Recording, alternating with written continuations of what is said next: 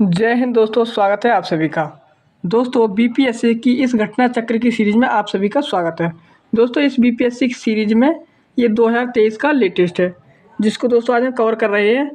ये दोस्तों सभी प्रतियोगी परीक्षाओं के लिए बहुत ही महत्वपूर्ण है। और दोस्तों इसमें 1992 से लेकर 2022 तक के सारे लेटेस्ट प्रश्न दे रखे हैं और उनका हल भी दे रखा है। चलिए दोस्तों, जो आज की हमारी सीरीज है उसको स्टार्ट करते हैं। आप सभी को मैं बता दूं इसमें हमने क्या क्या कवर कर लिया है। दोस्तों हमने इसमें इतिहास में हमने प्राचीन भारत का इतिहास और मध्यकालीन भारत का इतिहास पूरा कर लिया है। इसमें हमने दोस्तों जो आज की जो हमारी क्लास है वो है भारतीय राज्य व्यवस्था। भारतीय राज्य व्यवस्था में भी हम एक क्लास को पूरा कर चुके हैं। अगली क्लास को आज पूरा करेंगे, जिसमें हम दोस्तों इसे पूरा करने वाले हैं। तो चलिए दोस्तों भारतीय राज्य व्यवस्था को देखते हैं। आप क्लास को एंड तक देखिएगा और बिल्कुल भी मिस मत कीजिएगा। चलिए देखिए दोस्तों, इसमें हमने 44 प्रश्नों को पूरा कर लिया है। आज का जो प्रश्न हमारा वो 45वें नंबर का है। चलिए इसको थोड़ा बड़ा कर लेते हैं। देखिए दोस्तों, प्रश्न हमारा 45वें नंबर का। 14 अगस्त 2007 को संसद द्वारा भारतीय संविधान में संशोधन के उपरांत अब अनुसूचित जाति की सूचियों में जातियों की संख्या कितनी है? तो याद रखना कितनी जातियों की संख्या है। अब दोस्तों यहाँ पर 1206 अनुसूचित जाति की सूचियों में जातियों की जो संख्या है वो है 1206। याद रखिएगा 1206। देखिए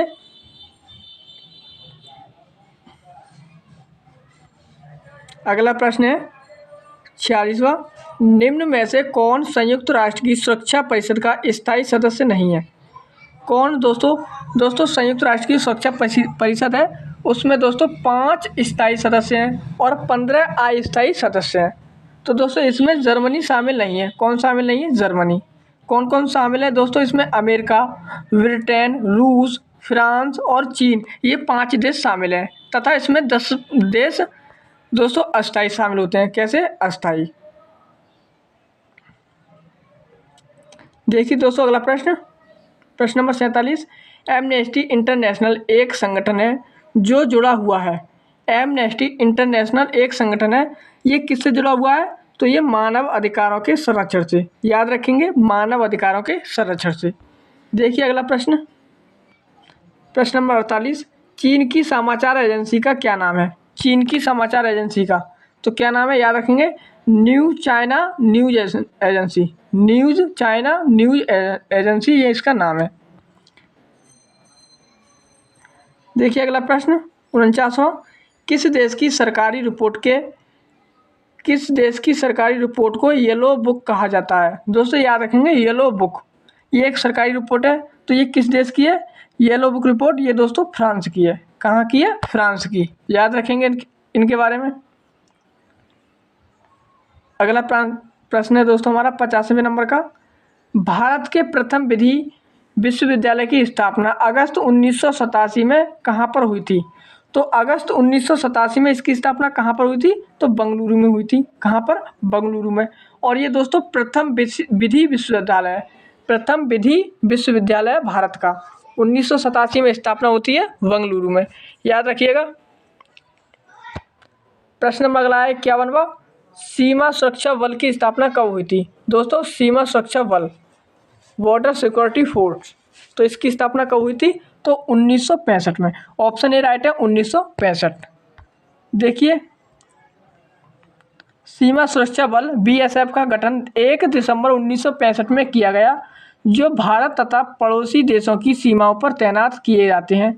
इसका मुख्यालय कहाँ पर है? नई दिल्ली में। मुख्यालय भी याद रखेंगे, नई दिल्ली में। देखिए अगला प्रश्न, प्रश्न नंबर 52। भारतीय संविधान को संविधान सभा द्वारा अंगीकृत किया गया था। दोस्तों भारतीय जो संविधान है उसको कब अंगीकृत किया गया था? तो याद रखेंगे 26 नवंबर 1949 को। 26 नवंबर 1949 को अंगीकृत किया गया था। और हम 26 नवंबर को ही संविधान दिवस के रूप में मनाते हैं। संविधान दिवस 26 नवंबर को मनाते हैं। याद रखेंगे इसको भी। अगला प्रश्न है दोस्तों प्रश्न नंबर 53। भारतीय संविधान दिवस मनाया जाता है। भारतीय संविधान दिवस ये दोस्तों अभी मैंने आपको बताया 26 नवंबर को। कब मनाते हैं? 26 नवंबर को। ऑप्शन भी राइट होगा, 26 नवंबर। 26 नवंबर 1949 को, 26 नवंबर 1949 को हमने संविधान को अंगीकृत किया था। इस बात को भी याद रखेंगे। देखिए अगला प्रश्न,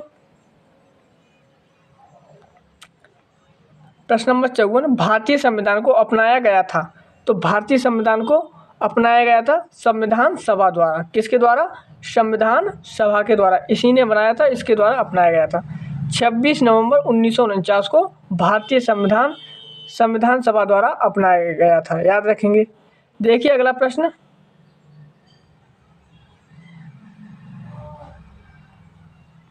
प्रश्न नंबर 55 है, भारतीय संविधान की प्रस्तावना के सिलसिले में निम्नलिखित में से कौन सा क्रम सही है? भारतीय संविधान की जो प्रस्तावना है, उद्देश्य का बोलते हैं ना दोस्तों, इसे उद्देश्य का बोलते हैं। सिलसिले में निम्नलिखित में से कौन सा क्रम सही है? सही क्रम बताना है। तो दोस्तों इसका जो आंसर है वो है ऑप्शन डी, सार्वभौम सत्ता संपन्न समाजवादी धर्मनिरपेक्ष जनवादी गणतंत्र। ये दोस्तों इसका सही क्रम है। राइट आंसर ऑप्शन डी हो जाएगा। देखिए दोस्तों अगला प्रश्न है, भारतीय संविधान की प्रस्तावना ने भारत को किस रूप में घोषित किया है? जो भारत की प्रस्तावना है इसमें लिखा हुआ है हम भारत के लोग, भारत को किस रूप में घोषित किया गया है? तो याद रखेंगे ऑप्शन सी, एक सार्वभौम समाजवादी धर्मनिरपेक्ष और प्रजातांत्रिक गणतंत्र, इसके रूप में घोषित किया गया है भारतीय प्रस्तावना में। देखिए दोस्तों अगला प्रश्न क्या है। अगला प्रश्न है 57वां, भारत में लौकिक सार्वभौमिकता है क्योंकि संविधान की प्रस्तावना आरंभ होती है। भारत में लौकिक सार्वभौमिकता है क्योंकि संविधान की प्रस्तावना आरंभ होती है। तो मैंने अभी आपको बताया कि हम भारत के लोग सबसे ये शुरू होती है प्रस्तावना। ऑप्शन डी राइट आंसर हो जाएगा, प्रस्तावना हम भारत के लोग शब्दों से। देखिए दोस्तों अगला प्रश्न क्या है हमारा 58वां, भारत में प्रजातंत्र इस तथ्य पर आधारित है कि, भारत में प्रजातंत्र इस तथ्य पर आधारित है कि, बताइए दोस्तों। तो ऑप्शन सी राइट आंसर होगा, जनता को सरकारों को चुनने तथा बदलने का अधिकार प्राप्त है, यानी कि जनता के द्वारा सरकार चुनी जाती है। देखिए दोस्तों अगला प्रश्न 59वां, भारतीय संविधान की प्रकृति क्या है? भारतीय संविधान की प्रकृति कैसी है? दोस्तों प्रकृति में तो यह संघीय, कैसा है? संघीय, यानी कि इसमें संघ है, यानी कि राज्य और केंद्र दोनों हैं, तो ये संघीय है। लेकिन भावना में एकात्मक है। कैसा है? भावना में एकात्मक। तो संघीय किंतु एकात्मक। ऑप्शन डी राइट आंसर हो जाएगा इसका। देखिए दोस्तों अगला प्रश्न नंबर अगला है 60वां, भारतीय संविधान की 10वीं अनुसूची का संबंध है। दोस्तों 10वीं अनुसूची, ये दोस्तों 10वीं अनुसूची 52वें संविधान संशोधन के द्वारा संविधान में जोड़ी गई थी 1985 में, और ये दोस्तों दल बदल के कानून से संबंधित है। तो ऑप्शन डी राइट आंसर होगा, दल बदल विरोधी कानून। दल बदल विरोधी कानून, ऑप्शन डी राइट आंसर हो जाएगा, दल बदल विरोधी कानून। ये दोस्तों 52वां संविधान संशोधन हुआ था और 1985 में हुआ था, उसके द्वारा जोड़ी गई थी 10वीं अनुसूची। देखिए दोस्तों अगला प्रश्न है 61वां, भूमि सुधार के विषयों के अंतर्गत है। भूमि सुधार के विषय के अंतर्गत, तो ऑप्शन सी होगा राज्य सूची। जो भूमि सुधार है वो राज्य सूची के विषयों के अंतर्गत आता है, याद रखेंगे। देखिए दोस्तों अगला प्रश्न, भारतीय नागरिकता नहीं प्राप्त की जा सकती। भारतीय नागरिकता नहीं प्राप्त की जा सकती, तो कैसे नहीं प्राप्त की जा सकती? भारतीय बैंक में धन जमा करके। अगर हम भारतीय बैंक में धन जमा करते हैं तो हमें इससे भारत की नागरिकता नहीं मिल सकती। ये इसका ऑप्शन राइट आंसर डी हो जाएगा। देखिए अगला प्रश्न, नागरिकता संशोधन कानून कब पारित हुआ था? नागरिकता संशोधन कानून कब पारित हुआ? तो याद रखेंगे 11 दिसंबर 2019 को। ऑप्शन बी राइट आंसर होगा, 11 दिसंबर 2019 को नागरिकता संशोधन कानून पारित किया गया था लोकसभा में।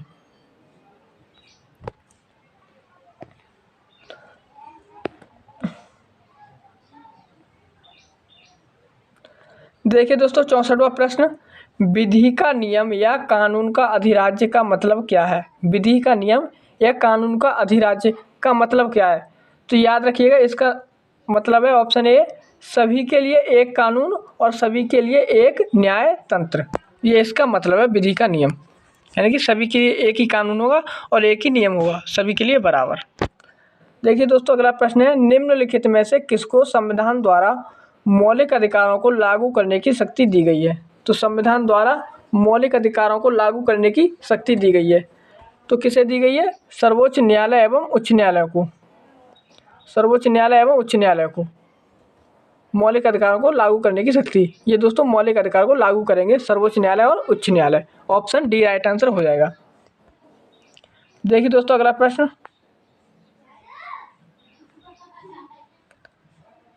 भारतीय संविधान में किस अनुच्छेद के अंतर्गत नागरिकों को मौलिक अधिकार प्रदान किए गए? तो मौलिक अधिकार दोस्तों ये दोस्तों अनुच्छेद 12 से 35 में, भाग 3 अनुच्छेद 12 से 35। भाग कौन सा है? भाग 3, और ये 12 से 35 अनुच्छेद में है। याद रखेंगे, भाग 3 12 से 35 अनुच्छेद, भाग 4 में 36 से 51 तक अनुच्छेद। नीति निर्देशक तत्वों भाग 4 में। देखिए दोस्तों अगला प्रश्न है, भारत के संविधान का सिद्धांत निम्नलिखित में से कौन सा अनुच्छेद प्रेस की स्वतंत्रता से संबंधित है? दोस्तों प्रेस की स्वतंत्रता, तो ये अनुच्छेद 19 में दी गई है, यानी कि प्रेस की स्वतंत्रता अनुच्छेद 19 में दी गई है। अगला प्रश्न है प्रश्न नंबर 68, निम्नलिखित में से कौन सा मूलभूत अधिकार नहीं है? दोस्तों मूलभूत अधिकार कौन सा नहीं है? कौन सा नहीं, देख लेते हैं। पहला है दोस्तों संवैधानिक प्रतिकार का अधिकार, ये तो है। संपत्ति का अधिकार, दोस्तों संपत्ति का अधिकार क्या है? अब ये मौलिक अधिकार में से हटा दिया गया है।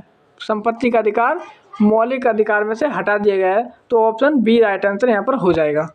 हम सभी को पता है संपत्ति का अधिकार अब मौलिक अधिकार में नहीं रहा, अब ये 300A में रह गया है। 300A 300 का में रह गया है। देखिए प्रश्न 69वां, निम्नलिखित संवैधानिक उपचारों में से किसे पोस्टमार्टम भी कहा जाता है? दोस्तों पोस्टमार्टम किसे कहा जाता है? तो ये कहते हैं अधिकार परीक्षा को। ऑप्शन डी राइट आंसर होगा, अधिकार परीक्षा को कहते हैं पोस्टमार्टम।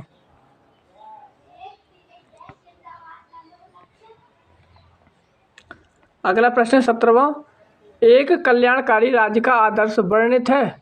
तो कल्याणकारी राज्य का आदर्श वर्णित है, तो ये वर्णित है राज्य के नीति निर्देशक तत्वों में। राज्य के नीति निर्देशक तत्वों में एक कल्याणकारी राज्य का आदर्श वर्णित किया गया है। अगला प्रश्न है दोस्तों 71वां, भारत में निम्नलिखित में से किसके अंतर्गत पंचायती राज प्रणाली की व्यवस्था की गई है? तो पंचायती राज की व्यवस्था कहाँ पर की गई है? तो ये की गई है राज्य के नीति निर्देशक सिद्धांत में। राज्य के नीति निर्देशक सिद्धांत में अनुच्छेद 40 में की गई है, ग्राम पंचायतों का संगठन। देखिए दोस्तों अगला प्रश्न है, राज्य के नीति निर्देशक सिद्धांत किस प्रकार मौलिक अधिकारों से भिन्न है? तो दोस्तों मौलिक अधिकार से किस प्रकार भिन्न होंगे? मौलिक अधिकार दोस्तों परिवर्तनीय होते हैं, लेकिन जो नीति निर्देशक सिद्धांत होते हैं वो परिवर्तनीय नहीं होते हैं। तो ऑप्शन सी राइट आंसर हो जाएगा, नीति निर्देशक सिद्धांत परिवर्तनीय नहीं है, जबकि मौलिक अधिकार परिवर्तनीय है।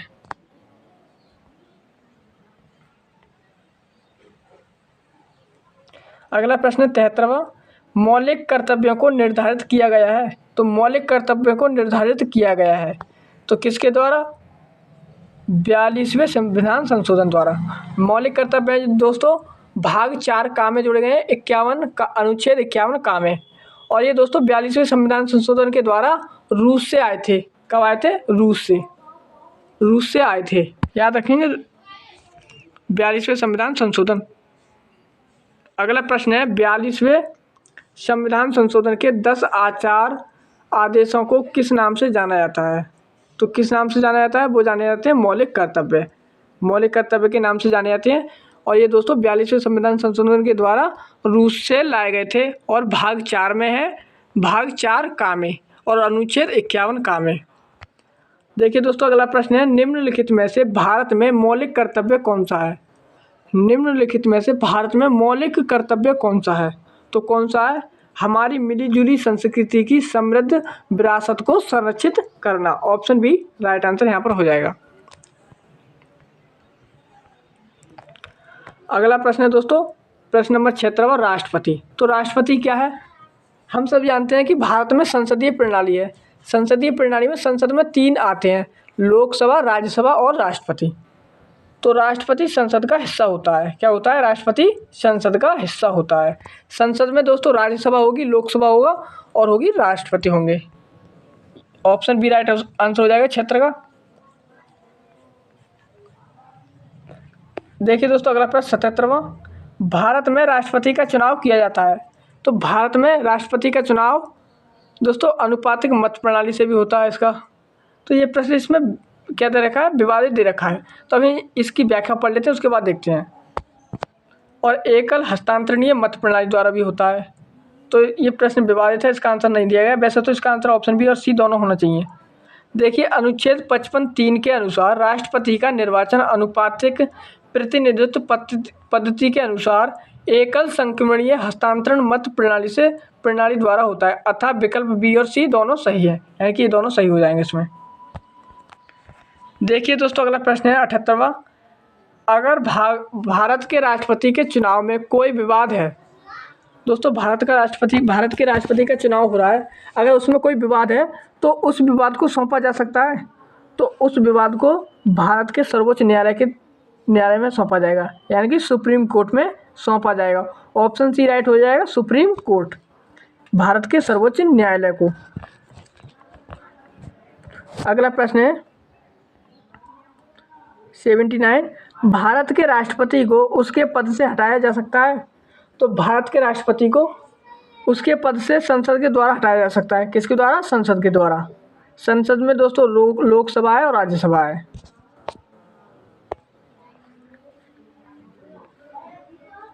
देखिए दोस्तों 80वां प्रश्न है, भारत का कार्यपालिका अध्यक्ष कौन है? तो भारत का कार्यपालिका अध्यक्ष कौन होता है? राष्ट्रपति। कौन होता है? राष्ट्रपति। ऑप्शन राइट आंसर हो जाएगा यहाँ पर, राष्ट्रपति। अगला प्रश्न है 81वां, केंद्र सरकार में उच्चतम नागरिक सेवा अधिकार कौन है? केंद्र सरकार में उच्चतम नागरिक सेवा अधिकारी कौन है? तो कौन होता है? वो होते हैं मंत्रिमंडल सचिव। मंत्रिमंडल सचिव उच्चतम नागरिक सेवा अधिकारी होते हैं। देखिए दोस्तों अगला प्रश्न है,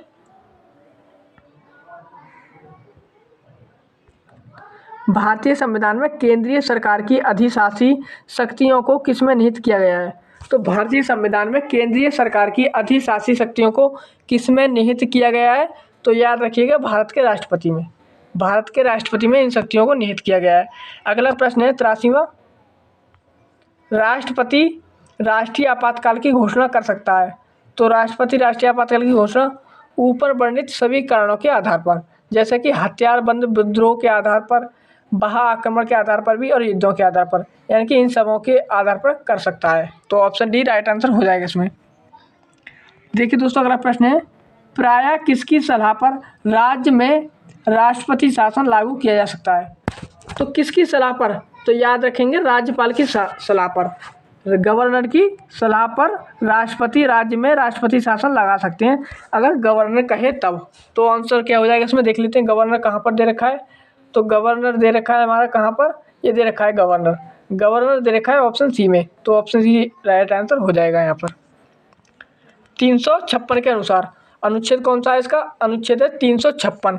356 के अनुसार राज्य में राष्ट्रपति शासन राज्यपाल या गवर्नर की रिपोर्ट मिलने पर लागू किया जाता है। अगला प्रश्न है 85वां, भारतीय संविधान भारत के राष्ट्रपति को अधिकार नहीं देता है। भारतीय संविधान है वो भारत के राष्ट्रपति को कौन सा अधिकार नहीं देता है? तो वो राज्य के मुख्यमंत्री की नियुक्ति करना। क्या नहीं देता है? राज्य के मुख्यमंत्री की नियुक्ति। क्यों दोस्तों? राज्य के मुख्यमंत्री की नियुक्ति कौन करता है? राज्यपाल करते हैं। अनुच्छेद 164 वन के अनुसार राज्यों के मुख्यमंत्री की नियुक्ति अधिकार राज्य के राज्यपाल को होता है। किसको होता है? राज्यपाल को। अगला प्रश्न है 86वां, भारत के राष्ट्रपति को यह अधिकार नहीं प्राप्त है कि वह क्या कर सकता है? तो सर्वोच्च न्यायालय के न्यायाधीश को हटाए। सर्वोच्च न्यायालय के न्यायाधीश को हटाए, यह अधिकार प्राप्त नहीं है किसको? राष्ट्रपति को। ऑप्शन बी राइट आंसर हो जाएगा। देखिए अगला प्रश्न है, स्वतंत्र भारत के प्रथम राष्ट्रपति थे। तो स्वतंत्र भारत के प्रथम राष्ट्रपति कहाँ के थे? तो ये बिहार से थे। कहाँ के? बिहार से। स्वतंत्र भारत के प्रथम राष्ट्रपति डॉक्टर राजेंद्र प्रसाद बिहार के थे। वह संविधान सभा के अध्यक्ष भी थे। ज्ञातव्य है कि संविधान सभा के अस्थायी अध्यक्ष सच्चिदानंद सिन्हा थे। यानी कि अस्थायी अध्यक्ष सच्चिदानंद सिन्हा और स्थायी अध्यक्ष डॉक्टर राजेंद्र प्रसाद, जो बिहार से थे और बाद में राष्ट्रपति भी बनते हैं भारत के पहले। कौन सा कथन असत्य है? तो कौन सा कथन असत्य है? देखिए, राष्ट्रपति पद के लिए प्रत्याशी की आयु कम से कम 35 वर्ष होनी चाहिए, ये तो सही है। उपराष्ट्रपति राज्यसभा का सभापति बनता है, ये भी सही है। उपराष्ट्रपति का चुनाव भारत का राष्ट्रपति करता है। दोस्तों ये वाला गलत है। क्यों? उपराष्ट्रपति का चुनाव राष्ट्रपति के द्वारा नहीं किया जाता है। तो ऑप्शन सी राइट आंसर यहाँ पर हो जाएगा। भारत में प्रथम राष्ट्रपति डॉक्टर राजेंद्र प्रसाद थे, ये भी ठीक है। और ये दोस्तों बिहार से थे। कहाँ से थे? बिहार से। राज्यसभा का सभापति कौन है? तो राज्यसभा का सभापति उपराष्ट्रपति होता है। कौन होता है? उपराष्ट्रपति। देखिए अगला प्रश्न है, भारत का प्रधानमंत्री मुख्य है। तो भारत का प्रधानमंत्री ये दोस्तों केंद्रीय सरकार में होता है मुख्य। किसमें? केंद्र सरकार का मुख्य होता है। याद रखेंगे, केंद्र सरकार का मुख्य होता है भारत का राष्ट्रपति।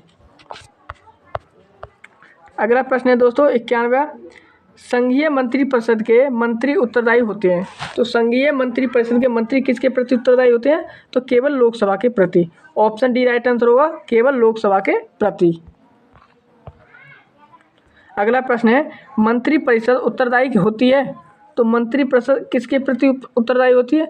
तो ये प्रश्न कैसा है? इसमें दोस्तों ब्लैंक दे रखा है, यानी कि ये विवादित प्रश्न है। तो मंत्रिपरिषद उत्तरदायी होती है, तो ऊपर वाली व्याख्या देख लेते हैं इसमें। अनुच्छेद 75(2) के अनुसार संघीय मंत्रिपरिषद के मंत्री राष्ट्रपति के प्रसाद पर्यंत पद धारण करते हैं। और अनुच्छेद 75(3) के अनुसार मंत्रिपरिषद सामूहिक रूप से लोकसभा के प्रति उत्तरदायी होते हैं। और दोस्तों यहाँ पर लोकसभा ऑप्शन में नहीं है, तब हम आंसर क्या लगाएंगे? यहाँ पर लगा देंगे ऑप्शन डी, संसद के प्रति। क्योंकि दोस्तों यहाँ पर संसद के प्रति भी नहीं लगा सकते। क्यों? क्योंकि यहाँ पर दोस्तों देखिएगा, यहाँ पर राष्ट्रपति भी दे दिया गया है। राष्ट्रपति संसद का ही क्या होता है? भाग होता है। तो ये प्रश्न इसलिए विवादित रहा है। जो मंत्रिमंडल होते हैं वो किसके प्रति उत्तरदायी होते हैं? लोकसभा के प्रति। तो ये वाला प्रश्न कैसा है? विवादित है। यहाँ पर राष्ट्रपति संसद का ही हिस्सा होता है। तो वैसे यहाँ पर आंसर अगर होना चाहिए था तो वो डी ऑप्शन हो सकता था, क्योंकि लोकसभा संसद का ही भाग है। तो ऑप्शन डी आंसर यहाँ पर हो सकता है, अगर आयोग माने तब। देखिए दोस्तों अगला प्रश्न है 93, भारतीय राज्य व्यवस्था में कार्यपालिका के अधीन रहकर कार्य करती है। भारतीय राजनीतिक व्यवस्था क्या है? भारतीय राजनीतिक व्यवस्था में कार्यपालिका के अधीन रहकर कार्य करती है। तो कार्यपालिका के अधीन कौन कार्य करती है? तो वो करती है विधायिका। ऑप्शन बी राइट आंसर होगा, विधायिका।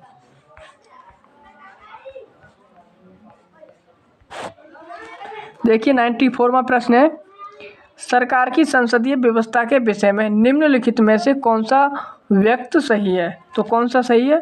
ऑप्शन ई, उपयुक्त में से कोई नहीं, उपयुक्त में से एक से अधिक। तो देखिए दोस्तों, इस ई का मतलब ये तो होता है कि या तो इसमें से कोई नहीं है, यहाँ पर इसमें एक से अधिक है, यानी 2 है। तो देखिए इसके बारे में यहाँ पर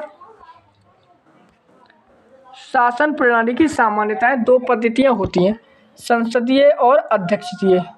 भारत और ग्रेट ब्रिटेन का अनुसरण करते हुए संसदीय व्यवस्था को अपनाया गया है। संसदीय शासन व्यवस्था में व्यवस्थापकों के सदस्य ही कार्यपालिका का गठन करते हैं तथा कार्यपालिका व्यवस्थापिका के प्रति उत्तरदायी होती है। संसदात्मक शासन व्यवस्था में कार्यपालिका विधायिका द्वारा नियंत्रित होती है तथा राष्ट्रपति न्यायपालिका के प्रति जवाबदेह नहीं होता, अतः विकल्प ई सही होगा। देखिए दोस्तों अगला प्रश्न 95वां, भारत का प्रधानमंत्री किसके प्रति जवाबदेह होता है? तो भारत का प्रधानमंत्री किसके प्रति जवाबदेह होगा? तो याद रखेंगे ये होगा लोकसभा के प्रति। लोकसभा के प्रति जवाबदेह होगा, क्योंकि ये लोकसभा का ही सदस्य होता है प्रधानमंत्री।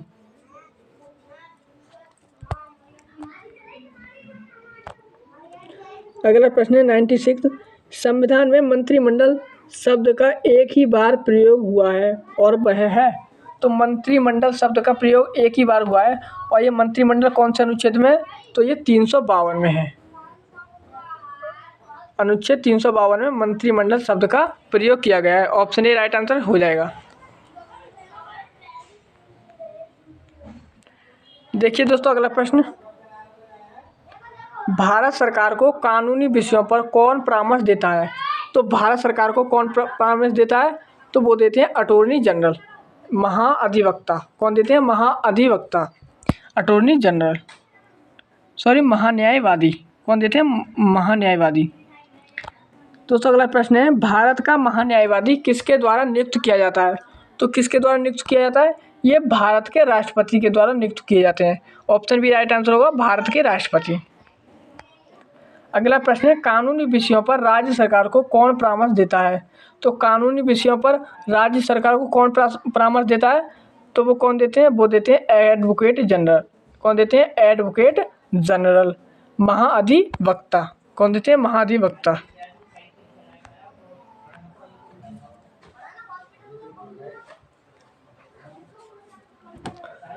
अगला प्रश्न है दोस्तों, आज़ादी के बाद भाषा के आधार पर भारत के राज्यों का पुनर्गठन किस वर्ष हुआ था? तो आज़ादी के बाद भाषा के आधार पर भारत के राज्यों का पुनर्गठन किस वर्ष में हुआ था? तो याद रखिएगा ये हुआ था 1956 में। ऑप्शन सी राइट आंसर हो जाएगा, 1956 में हुआ था। अगला प्रश्न है दोस्तों, लोकसभा का नेता कौन होता है? तो लोकसभा का नेता कौन होता है? तो वो होते हैं प्रधानमंत्री। लोकसभा के नेता प्रधानमंत्री जी होते हैं। अगला प्रश्न है दोस्तों, लोकसभा के लिए चुनाव में निर्वाचित होने के लिए किसी व्यक्ति के लिए न्यूनतम आयु सीमा है? तो लोकसभा के लिए चुनाव में निर्वाचित होने के लिए किसी व्यक्ति के लिए न्यूनतम आयु सीमा है, तो कितनी है? तो याद रखिएगा वो होती है 25 वर्ष। ऑप्शन सी राइट आंसर होगा, 25 वर्ष। लोकसभा में चुनाव करने के लिए न्यूनतम आयु सीमा 25 वर्ष।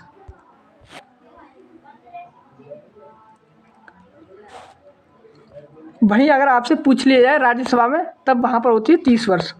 अगला प्रश्न है 103वां, लोकसभा का सदस्य चुने जाने के लिए एक व्यक्ति को किस आयु से कम का नहीं होना चाहिए?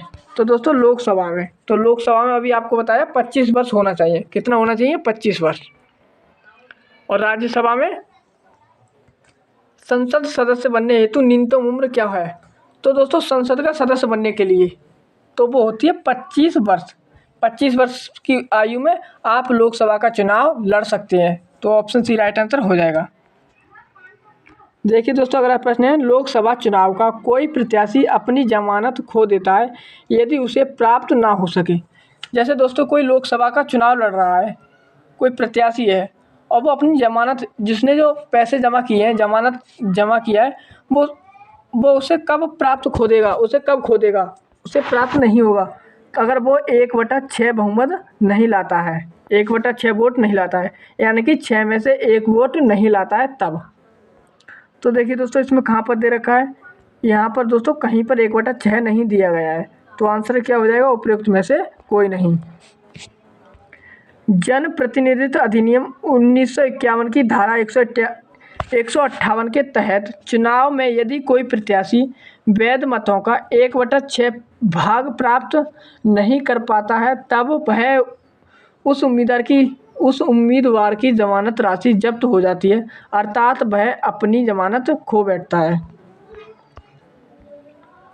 देखिए 106वां प्रश्न है, लोकसभा में राज्यवार सीटों का आवंटन सन 1971 की जनगणना पर आधारित है। यह निर्धारित किस वर्ष तक यथावत रहेगा?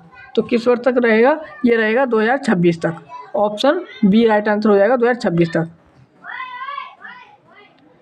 वर्तमान लोकसभा में प्रत्येक राज्य के लिए स्थानों का आवंटन आधारित है। तो वर्तमान लोकसभा में प्रत्येक राज्यसभा के लिए स्थानों का आवंटन आधारित है, तो वो है 1971 की जनगणना के आधार पर। ऑप्शन सी राइट आंसर होगा, 1971 की जनगणना पर। देखिए दोस्तों अगला प्रश्न है, निम्नलिखित में से भारतीय राज्यों में किसकी राज्य विधानसभा में सदस्यों की संख्या सबसे अधिक है? तो किसकी सबसे अधिक है इन राज्यों में? तो इनमें हिमाचल प्रदेश की सर्वाधिक है। किसके? हिमाचल प्रदेश में विधानसभा के सदस्यों की संख्या हिमाचल प्रदेश में है।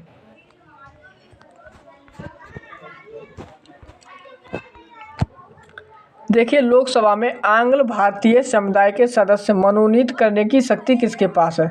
तो लोकसभा में आंग्ल भारतीय समुदाय से सदस्य मनोनीत करने की शक्ति किसके पास है?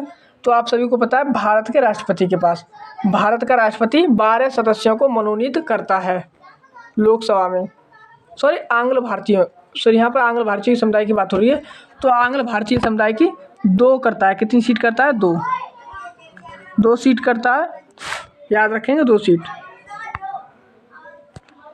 दोस्तों, अगला प्रश्न है 110वां।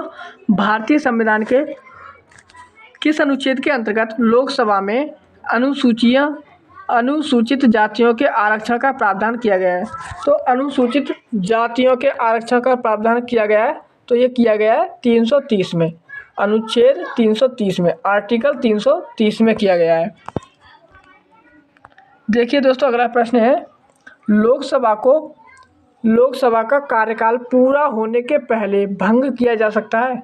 तो लोकसभा को कौन भंग कर सकता है? तो लोकसभा प्रधानमंत्री की सिफारिश पर राष्ट्रपति के द्वारा भंग की जाती है। राष्ट्रपति के द्वारा भंग की जाती है प्रधानमंत्री की सलाह पर। ऑप्शन डी राइट हो जाएगा। देखिए, अगला प्रश्न है लोकसभा को उसके कार्यकाल की समाप्ति के पूर्व ही भंग किया जा सकता है? उसकी कार्यकाल की समाप्ति के ही पूर्व भंग किया जा सकता है। तो ये किया जा सकता है राष्ट्रपति के द्वारा मंत्री परिषद की सलाह पर, राष्ट्रपति की सलाह पर।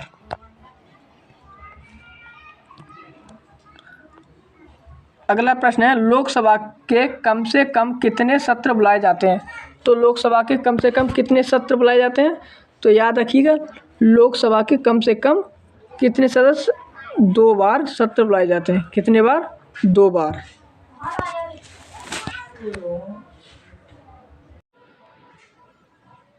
देखिए, अगला प्रश्न क्या है? अगला प्रश्न है कौन सा राज्य सबसे अधिक प्रतिनिधित्व लोकसभा में भेजता है? तो सबसे ज़्यादा प्रतिनिधि लोकसभा में कौन भेजता है? तो आप सभी को पता है, सबसे ज़्यादा जो लोकसभा की सीटें हैं वो हैं उत्तर प्रदेश में। तो ऑप्शन डी राइट आंसर हो जाएगा, उत्तर प्रदेश। 80 सीटें हैं लोकसभा की उत्तर प्रदेश में।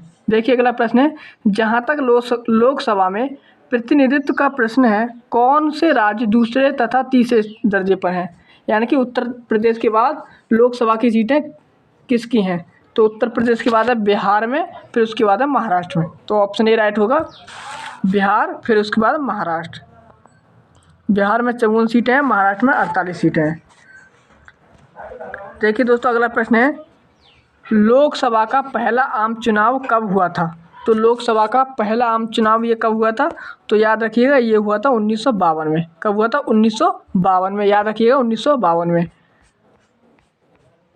अगला प्रश्न है दोस्तों, अगला प्रश्न 117वां।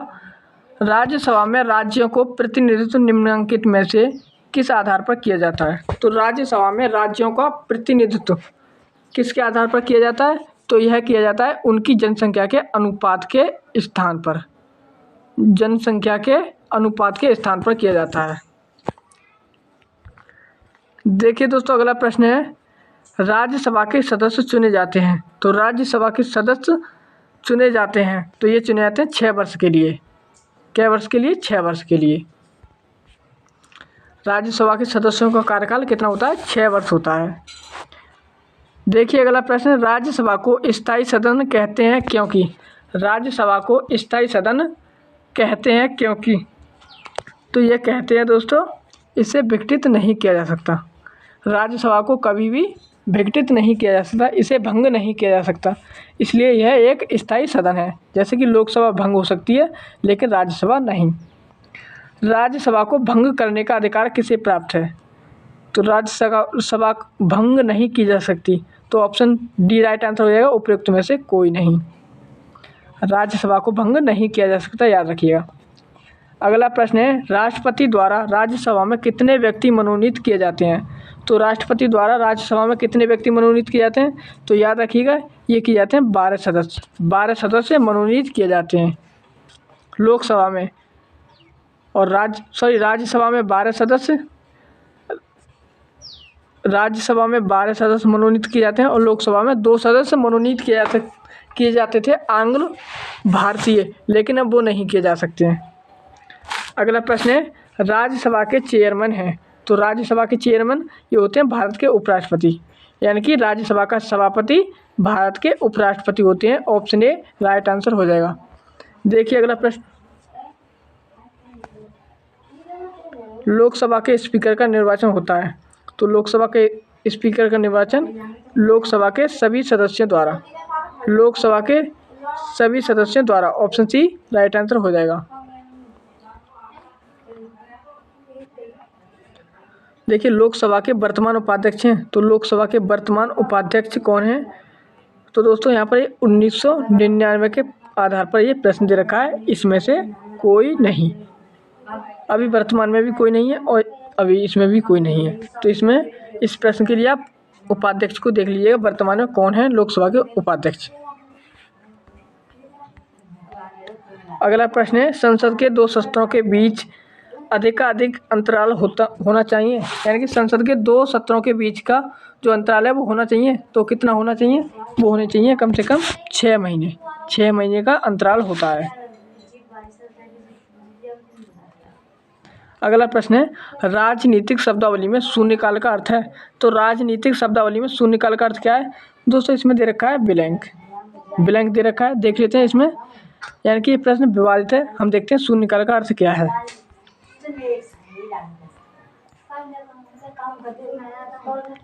प्रश्नकाल और सभा पटल पर पत्र रखने जाने के तत्काल पश्चात तथा किसी सूचीबद्ध कार्य को सभा द्वारा शुरू करने के पहले समय का लोकप्रिय नाम शून्यकाल है। चूँकि यह मध्याह्न 12 बजे से शुरू होता है, इस अवधि को शिष्ट भाषा में शून्यकाल कहते हैं।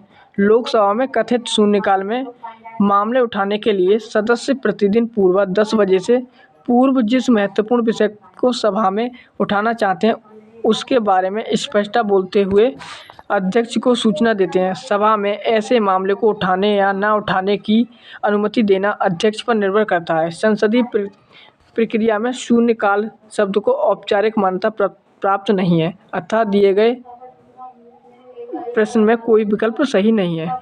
देखिए अगला प्रश्न है, भारतीय प्रशासन में विभाजन प्रणाली किससे संबंधित है? तो भारतीय प्रशासन में विभाजन प्रणाली किससे संबंधित है? तो ये संबंधित है नीति कार्यान्वयन से।